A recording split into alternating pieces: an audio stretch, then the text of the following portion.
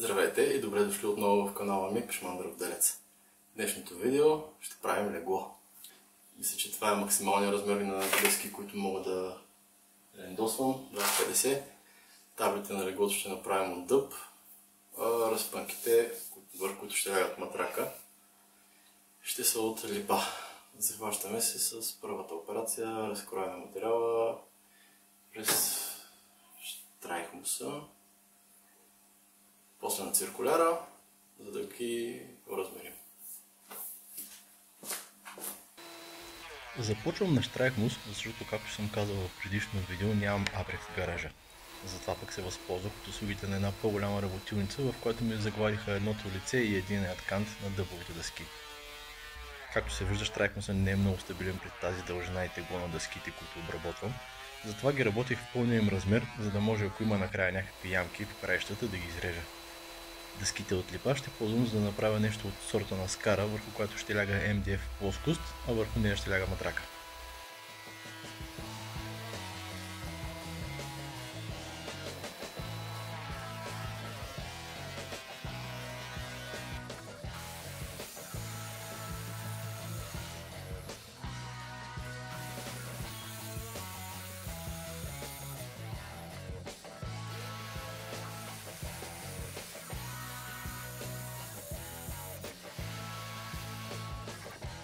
Поради липса на абрехт, ползвам вече изправеният кант на дъбовите дъски и ръчния циркуляр, за да направя прав кант и на тези дъски от липа, които после да оразмеря на настолния циркуляр.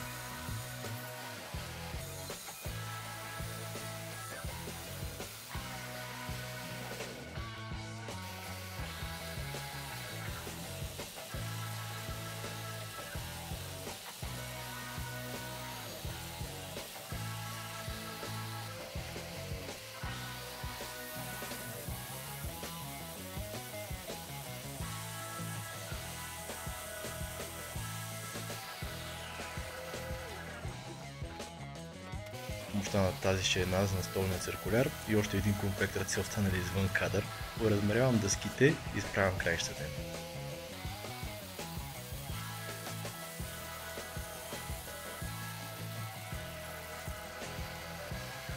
Следващият етап е изразването на сглобката, на която се спрях за таблета на леглото. В случая тя е с чисто визуална функция, тъй като исках леглото да може да се разглаба и транспортира лесно при нужда. Направих си два помощни инструмента, с които да фиксирам триона към ъглите на ляствечата опашка, на които се спрях и изрязах на ръка почти всички части на сглобката.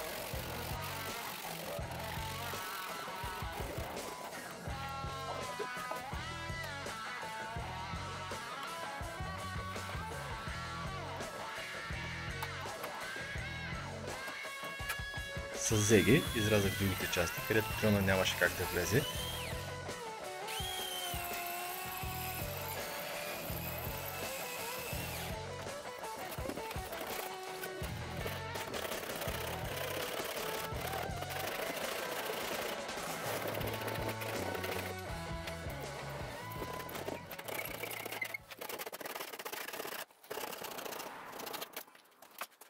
А накрая с помощта на оберфрезата и фрезер слагер заравних и дъната до желаната дълбочина.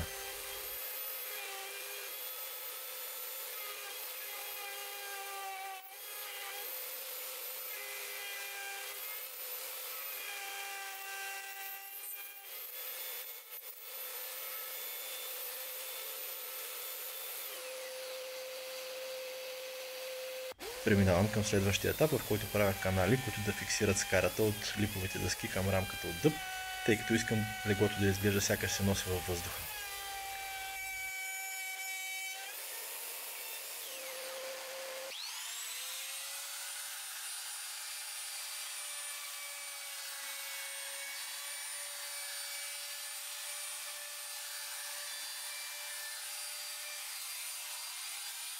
С помощта на челната фреза и фрезер с малък радиус минавам всички краища на дъските за рамката, с което обвивам три заека.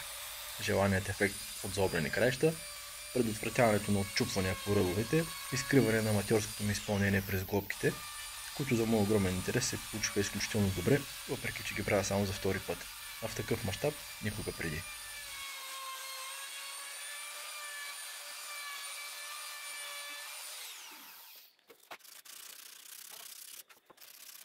На този етап още се колебая как да постигна левитиращия ефект. Дали с втора по-малка рамка, върху която да легне скарата, или с някакви крака, и тогава видях изрезките от рамката и те бяха с перфектните размери, за да направят тези крака. И понеже никой не би трябвало да ги вижда, освен ако не се търкаля по пода, реших, че няма нужда да им се старая много от към дизайн.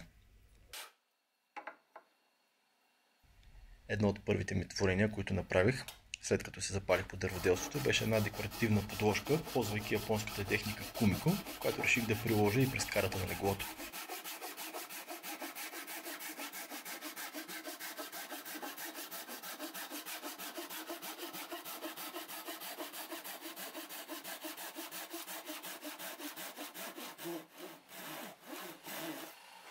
Извън кадър обработих липовите дъски с ответяващо масло, което имах останало от друг проект.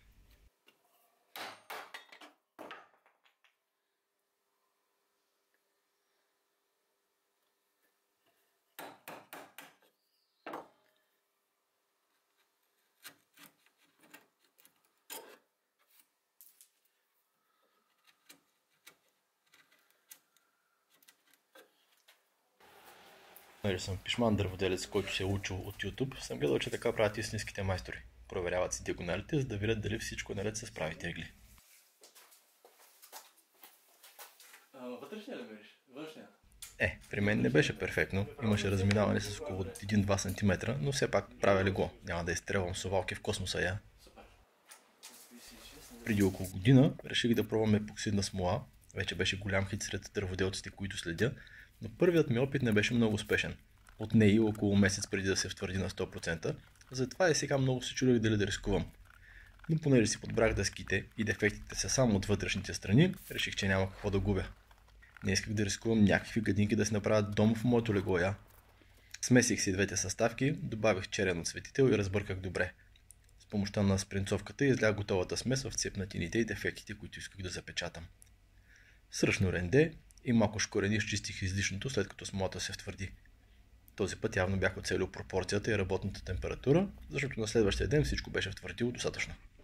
Рамката на леглото обработих с натурално варено ленено масло, за да изпъкне чарките на дъба, и с твърда вакса с кърнолба за малко блясък и допълнителна защита. Леглото, което правя, е за матрак с размери 164 на 190 см и няма как да го кача сглобено, затова всичко трябва да може да се разглабя и монтира на място. Също така искам да мога да го разглобя, ако се налага да го местя, затова и не съм използвал лепило, а ползвах метални планки, които монтирах въглите.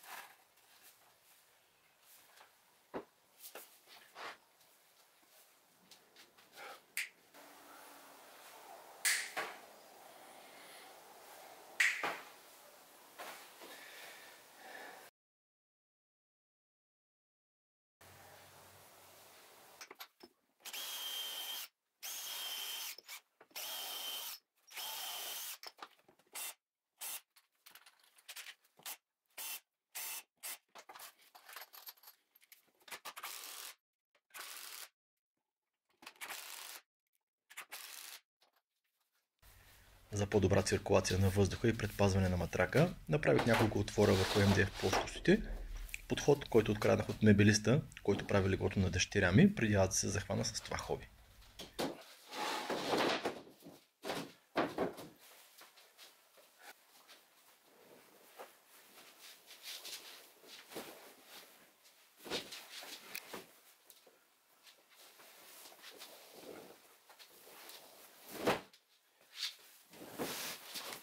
Мятам матрака отгоре и е време за първия тест.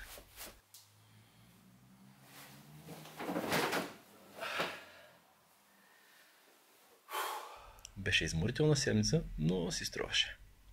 И така, с този последен етап приключи изработката на моето легло. Леглото не е в финалната си версия. Стана да направя таба за главата, но все още не съм решил какъв да бъде стила, в който ще бъде изработена. Един вариант е да имитира тази изглобка, която е на рамката, която е опашка. Другия вариант да ползвам два яна, полуянове. Още не съм измислил. Ми се е избистрила идеята. Така че ще приключа с видеото до тук. Мисля, че е достатъчно описателно. И като за ново легло, редно е едно спарен комплект. И тук в играта дойдоха моите приятели от COMOBG, които ми подариха този комплект, произведен в България. 100% памук, Runforce. Това е дизайна, който аз си харесах. И към комплекта си поръчах един долен чершаф с ластик, тъй като ползвал съм и друг път такива и мисля, че са доста удобни, ако сте такъв като мен и много се въртите докато спите. И така, нека да видим какво са ми изпратили.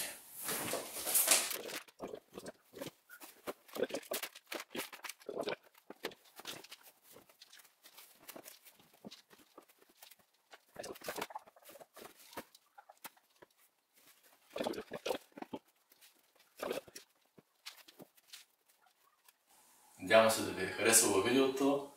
Ако е така, може да ме последвате, да се абонирате за канала ми и ще се видим в следващото видео. Благодаря ви, че гледахте. До скоро!